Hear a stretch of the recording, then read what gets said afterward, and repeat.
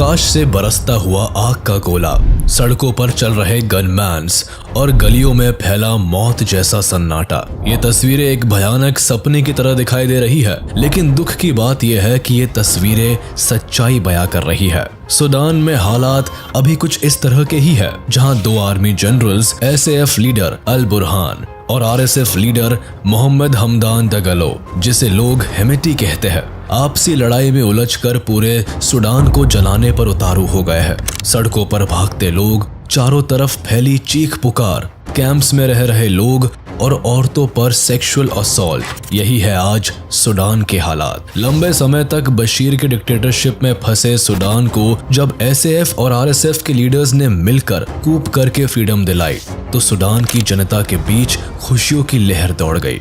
इन दोनों ही military leaders ने सूडानी जनता को डेमोक्रेटिक गवर्नमेंट देने का वादा किया, लेकिन ऐसा क्या हुआ जो आज सूडान की जनता खुशियां मनाने के बदले खून के आंसू रो रही है? Fighting broke out in Sudan in mid-April. We've seen it on the streets and in the sky. Hundreds have died, thousands have been evacuated, millions remain caught in the conflict. Gunfire, explosions, men with guns now ruling the Sudanese capital. These are the sounds and sights of civil war. The power has been out. That was something. You know, it's like I don't even know what it is anymore. दोस्त बन Sudan से dictatorship हटाने वाले SAF leader और RSF leader आज एक दूसरे के दुश्मन क्यों बन गए हैं? इस युद्ध से पूरे विश्व में हलचल मचा हुआ है, क्योंकि सूडान इंटरनेशनल बिजनेस और क्रूड ऑयल सप्लाईज में काफी महत्व रखता है। क्या है सूडान की असली कहानी और क्यों आज सूडान एक बार फिर से सिविल वॉर की आग में झुलस रहा है? सूडान अफ्रीका के कुछ एक ऐसे देशों में से आता है जिसके पास भरपूर नेचुरल रिसोर्सेज है, लेकिन इसका फायदा सूडान कभी भी नहीं उठा पाया। यहाँ लगातार होने वाले सिविल वॉर्स ने सूडान को हमेशा से ही बदहाल रखा है। 1955 में शुरू हुआ the first Sudanese civil war, जिसे अनयानिया रिबेलियन भी कहा जाता है, 17 सालों तक चला। ये सिविल वॉर सूडान के इंडिपेंडेंस गेन करने के 1 साल पहले ही शुरू हो गया था, जिसमें नॉर्थ सूडान और साउथ सूडान के लोग आपस में अपने ऑटोनॉमी और पावर रिप्रेजेंटेशन के लिए एक दूसरे को जान से मारने पर उतारू हो गए थे। यहाँ गौर करने वाली बात यह है कि 1955 तक ब्रिटिश और इजिप्शियन गवर्नमेंट ने एक साथ सूडान को अपनी कॉलोनी बना रखा था। दो गवर्नमेंट के अंदर रहने की वजह से सूडान के दोनों ही रीजन्स आपस में कभी मिलजुल नहीं पाए, और ऐसे में जब ब्रिटिश इजिप्शियन के डुअल गवर्नमेंट ने सूडान को फ्री करने की बात कही, तो वैसे ही अपने अपने डोमिनेंस के लिए इस देश में सिविल वॉर शुरू हो गया। इस सिविल वॉर के दौरान ही सूडान को इंडिपेंडेंस मिली, जिससे कि सूडान में सिविल वॉर ने और तेज लहर पकड़ ली। दोनों ही रीजन्स के फाइटर्स सूडान में अपने वर्चस्व और रिप्रेजेंटेशन को डोमिनेट करना चाहते थे, जिससे माहौल और खराब होता चला गया और ये सिविल वॉर 17 सालों तक चलता रहा, जिसमें 10 लाख से भी ज्यादा लोग मारे गए। 1972 में जब नदर्न सूडान और साउथ सूडान में युद्ध समाप्ति हुई, तब तक लाखों लोग अपने प्राण गंवा चुके थे। विधवा महिलाएं और बिन बाप के बच्चों से सूडान की सड़कें भरी हुई थी। ऐसे में न तो सिर्फ सूडान में माहौल खराब था, बल्कि इनकी उन्नति के सारे रास्ते भी बंद हो गए थे। लेकिन अभी देश में हालात सुधरते तभी ठीक 10 सालों बाद सूडान फिर से गृह युद्ध के चपेट में आ गया। भले ही एक शांति समझौते के तहत पहला सिविल वॉर खत्म हो गया था, लेकिन सही मायनों में शांति कभी सूडान में नहीं आई। मिलिट्री चीफ जाफर नेमेरी कूप करके सूडान का प्रेसिडेंट बन गया और उसने सदर्न सूडान, जो कि एक क्रिश्चियन कम्युनिटी वाला रीजन था, वहां शरिया लॉ एस्टैब्लिश करने की कोशिश करने लगा, जिससे कि the Sudan People's Liberation Army, जो कि 1983 में ही सदर्न सूडान में एस्टैब्लिश हुई थी, उन्होंने रिवोल्ट कर दिया। इसके अलावा सदर्न लोगों ने अपने यहाँ के नेचुरल रिसोर्सेज, खासकर गोल्ड, सिल्वर और ऑयल रिजर्वॉयर पर सेंट्रल गवर्नमेंट के नॉन बैलेंस अप्रोच को लेकर बोलना शुरू कर दिया। सदर्न सुडान हमेशा से अपने रिसोर्सेज, कल्चर और रिलीजन को लेकर रिजर्व रहा था, लेकिन सेंट्रल सुडान गवर्नमेंट के दौरान उन्हें हर तरह का एक्सटॉर्शन झेलना पड़ा, जिससे दुखी होकर सदर्न सुडानी जनता ने एक बार फिर से अपने इंडिपेंडेंस के लिए सेंट्रल सुडान गवर्नमेंट से युद्ध की घोषणा कर दी। 1983 में शुरू हुए दूसरे सिविल वॉर में सुडान की सरकार और सुडान पीपल्स लिबरेशन आर्मी लगभग 20 सालों तक लड़ते रहे। फाइनली 2005 में युद्ध सुडान को 2 भागों में बांटकर खत्म हुआ। दरअसल साउथ सुडान एरिया में ईसाई कम्युनिटी की बहुलता थी और नॉर्थ सुडान में मुस्लिम कम्युनिटी की धाक बनी रही, जिसकी वजह से सुडान में कभी भी शांति का माहौल नहीं रहा। दोनों ही कम्युनिटीज अपने वर्चस्व के लिए एक दूसरे से लड़ती रही और 20 सालों की लंबी लड़ाई के बाद साउथ सुडान ने खुद को एक स्वतंत्र देश घोषित कर लिया। इस शांति समझौते के बाद 9 जुलाई 2011 को रिपब्लिक ऑफ साउथ सुडान अफ्रीकी महाद्वीप का 54वां देश बना। लेकिन सुडान को खुशियों की सौगात फिर भी नहीं मिली। दोनों देशों के बीच अब तनाव हद से ज्यादा बढ़ गया, क्योंकि साउथ सुडान में तेल के भंडार थे, जिसके छिन जाने से उत्तरी सुडान में काफी डिससैटिस्फैक्शन फैल गया था। दोनों देशों के बीच अबेई पड़ता है, जहां तेल का अकूत भंडार है। इसे लेकर ही साउथ और नॉर्थ सुडान लड़ते रहे। 2012 में फिर समझौता हुआ, जिसमें तय हुआ कि सीमा के 10 किलोमीटर के दायरे को डीमिलिटराइज किया जाएगा और साउथ सुडान तेल का निर्यात जारी रखेगा। लेकिन सुडान की लगभग 75% से ज्यादा ऑयल रिजर्व जब साउथ सुडान में चला गया, तो फिर उत्तरी सुडान में महंगाई काफी बढ़ गई। लोगों के बीच गरीबी, भूखमरी और अनएम्प्लॉयमेंट जैसी समस्याएं बढ़ने लगी। ऐसे में सुडान के डिक्टेटर उमर अल बशीर, जो कि 90s से ही सुडान को कंट्रोल कर रहा था, वो अब सुडान की हालत सुधारने में नाकामयाब हो रहा था।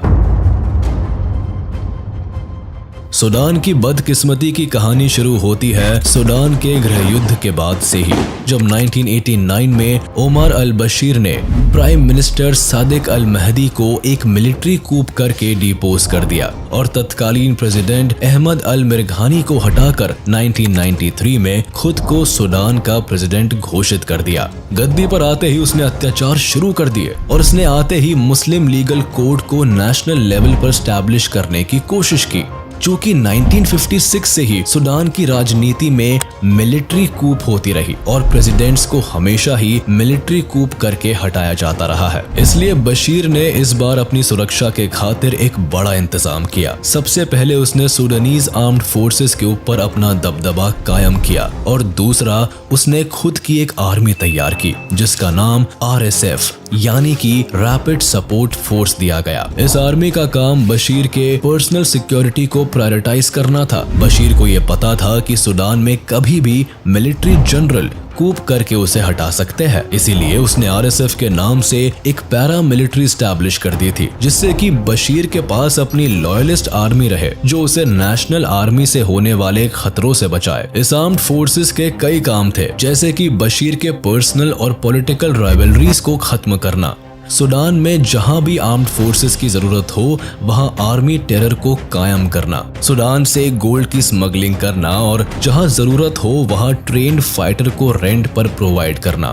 इस आर्म्ड फोर्सेस को बशीर ने रैपिड सपोर्ट फोर्स का नाम दिया था। ये पैरा मिलिट्री फोर्स बशीर की लॉयलिस्ट थी। इस आर्मी ऑर्गेनाइजेशन को हेमेटी हेड कर रहा था। एक ही देश में 2 मिलिट्री ऑर्गेनाइजेशंस बन जाने के कारण शुरू से ही सुडानी आर्मी और RSF के बीच मनमुटाव रहा, लेकिन बशीर के पैसों और काले धंधों के दम पर RSF अपने मोटिव्स पर काम करता रहा और किसी तरह से दोनों आर्मीज आपस में टकराने से बचती रही।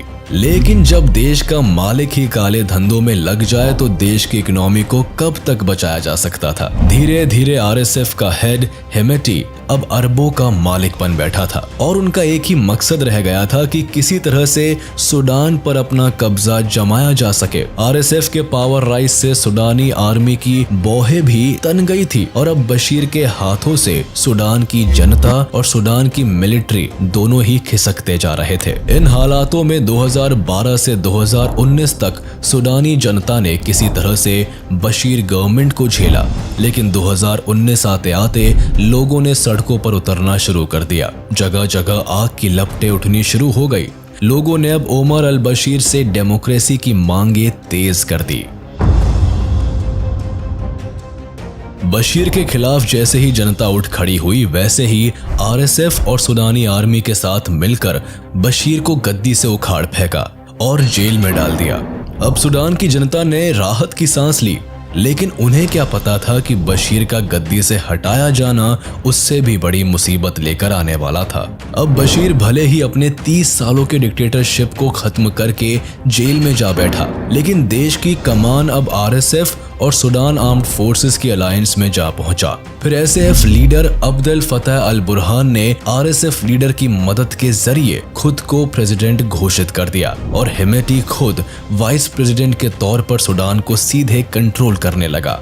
अब बुरहान ने यूएसए और इजराइल और अरबिक कंट्रीज के साथ मजबूत संबंध बनाने की कोशिश की, जिससे कि सुडान में एड्स, मिलिट्री सपोर्ट और डेवलपमेंट इनिशिएटिव्स बाहरी देशों से आ सके। अरबिक कंट्रीज के साथ तो ठीक था, लेकिन इजराइल और यूएसए जैसे देशों से संबंध बनाने के लिए सुडानीज गवर्नमेंट को डेमोक्रेटिक रास्ता अपनाना पड़ता, जिसके लिए उन्होंने 2019 में ही टीएससी यानी कि ट्रांजिशनल सोवर्निटी काउंसिल स्टैब्लिश की, जिसे एक फेडरल गवर्नमेंट के तौर पर प्रोजेक्ट किया गया।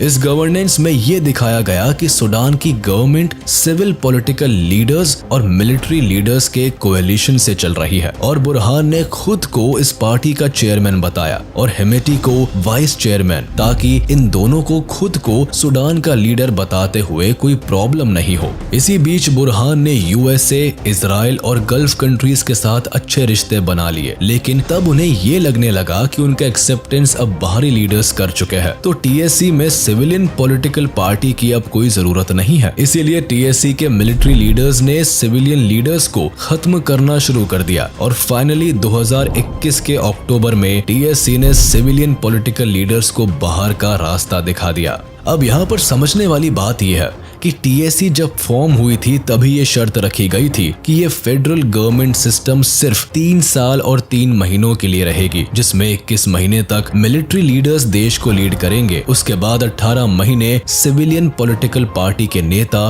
टीएससी को हेड करेंगे, जिसके बाद देश में इलेक्शन के जरिए लीडर्स चुने जाएंगे और डेमोक्रेसी बहाल की जाएगी। लेकिन मिलिट्री लीडर्स को सुडान की गद्दी छोड़ना मंजूर नहीं था, जिसकी वजह से उन्होंने मिलिट्री लीडर्स के मिलिट्री टीएससी टर्म पूरा होने के 1 महीना पहले ही कूप करके सिविलियन लीडर्स को डिपोज कर दिया। इस दौरान बहुत सारे लीडर्स, लॉयर्स, एक्टिविस्ट और सोसाइटी को इन्फ्लुएंस करने वाले जितने भी फिगर्स थे उन्हें कैद कर लिया गया और अब बुरहान और हेमेटी मिलकर सरकार चलाने लगे।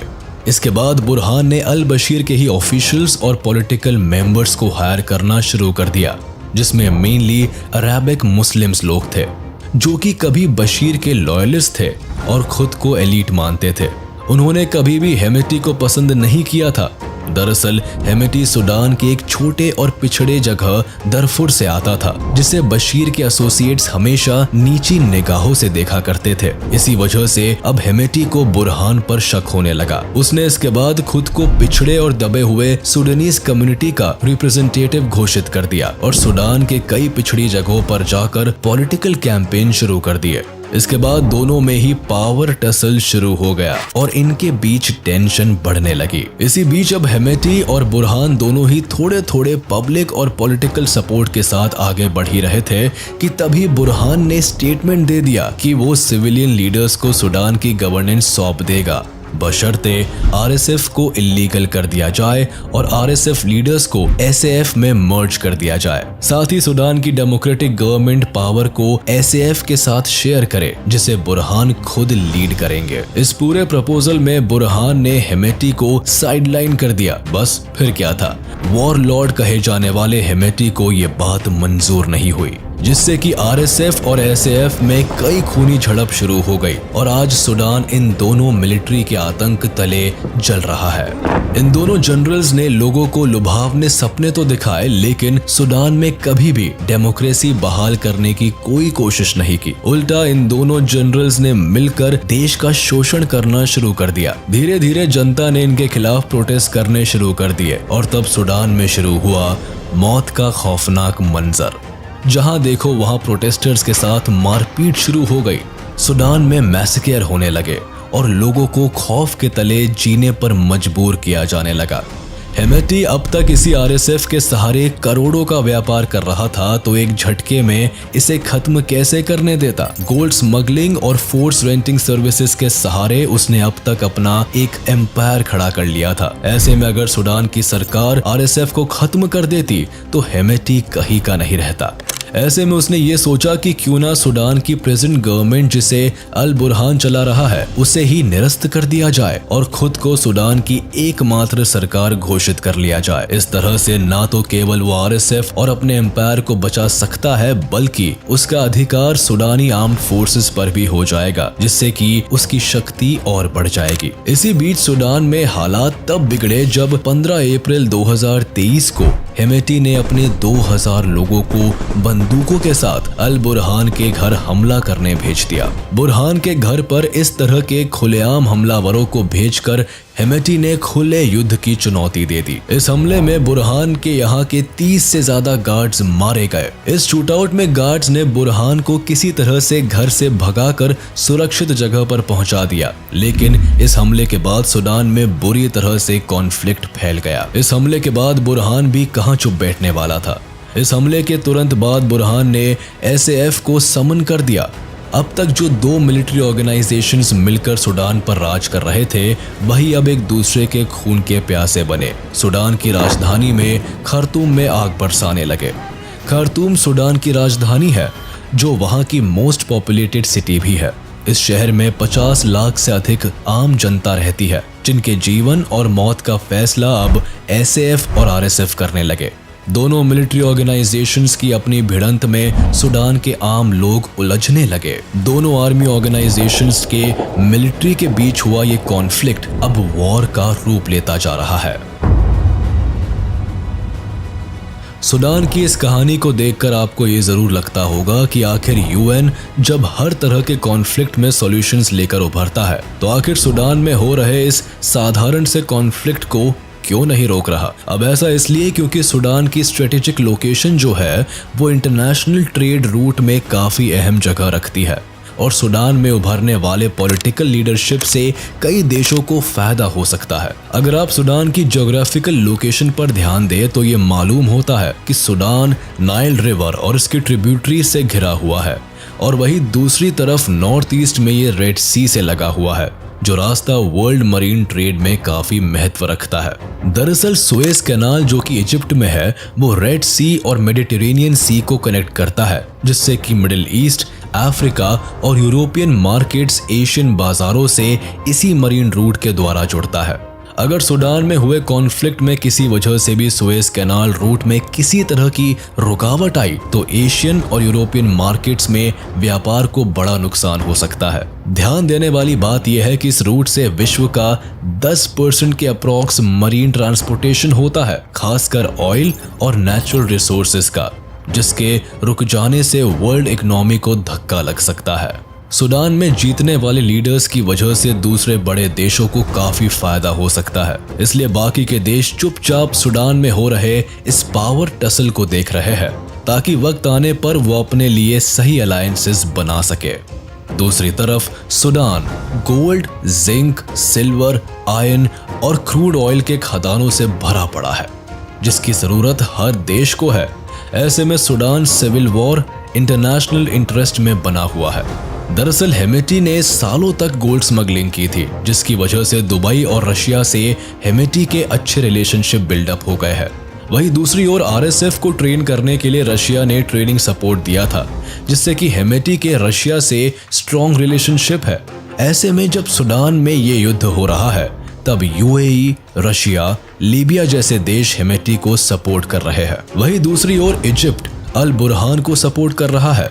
जहां सारे पड़ोसी देशों ने अपने अपने बॉर्डर्स को बंद कर दिया है, वहीं इजिप्ट में अब तक 40,000 से ज्यादा सुडानी जनता ने रेफ्यूजी का टैग लिया है। दूसरी तरफ इजिप्ट सरकार सैनिक और फाइटर प्लेन्स भेजकर बुरहान की मदद कर रही है। वहीं अगर बात करें सऊदी अरेबिया की, तो इन्होंने डिप्लोमेटिक रुख किया हुआ है। ये येमेन में बुरहान और हेमेटी दोनों को एड्स पहुंचा रहे हैं, जिससे कि चाहे कोई भी जीते, सऊदी अरेबिया का इंटरेस्ट सर्व हो पाए। इसी बीच अमेरिका और सऊदी अरेबिया सुडान में शांति बहाल करने की कोशिश में लगे हुए हैं। अगर क्लोजली देखें तो पता चलेगा कि हेमेटी को रशिया ऑलरेडी सपोर्ट कर रहा है। ऐसे में अमेरिका का सुडान कॉन्फ्लिक्ट में आना तय था। अमेरिका ये कभी नहीं चाहेगा कि रशिया बैक्ड गवर्नमेंट सुडान में बने, जिससे कि रशियन अलायंसेस और बिजनेस मजबूत हो। इसलिए यूएसए ने सुडान में पीस ट्रीटी को सक्सेसफुल बनाने के लिए काम किया। लेकिन यहाँ सबसे ज्यादा इम्पोर्टेंट फैक्ट ये है कि जहाँ सुडान बसा हुआ है, वहाँ व्हाइट और ब्लू नाइल रिवर एक साथ मिलती है और मेन नाइल रिवर फॉर्म करती है। और यहीं पर नाइल रिवर का 60% से ज्यादा पानी नाइल बेसिन में इकट्ठा होता है, जिससे कि लीबिया, इथियोपिया, इजिप्ट और सुडान की पानी की जरूरतें पूरी होती है। ऐसे में सुडान में ये कॉन्फ्लिक्ट्स की वजह से इस पूरे रीजन में कॉन्फ्लिक्ट फैल सकता है। वहीं यहाँ रेड सी से सुएज कैनाल भी कनेक्ट होता है, जिससे एशियन और अफ्रीकन और यूरोपियन मार्केट सी रूट से कनेक्ट होते हैं। ऐसे में अगर चाइना या रशिया का प्रभाव सुडान पर पड़ता है, तो यूएसए और बाकी कैपिटलिस्ट कंट्रीज को भारी नुकसान झेलना पड़ सकता है। अभी सुडान की करंट सिचुएशन की बात करें तो ऑन रिकॉर्ड यहाँ 400 से ज्यादा लोगों की मौत हो चुकी है, हजारों लोग बुरी तरह से जख्मी है और लाखों लोग आज बेघर हो गए हैं। सुडान को भले ही बशीर के राज से मुक्ति मिल गई हो, लेकिन उनके जीवन में जो आग बशीर ने लगा रखी थी वो कायम रही। हेमेटी और अल बुरहान ने सुडान और सुडानी पब्लिक को धोखा दिया और आज सुडान में ऐसी आग लगा दी कि जिससे उनका जीवन पूरी तरह से धधक उठा है। सुडान के मासूम लोगों ने सुडान में शांति चाही और वहां अपने लिए एक सुरक्षित भविष्य का सपना देखा था, लेकिन उन्हें हमेशा ही निराशा मिली है। 2018 के अंत में जब सारे सुडानी एक साथ सड़क पर उतर गए, तब जाकर कहीं उन्हें ओमर अल बशीर की डिक्टेटरशिप से मुक्ति मिली।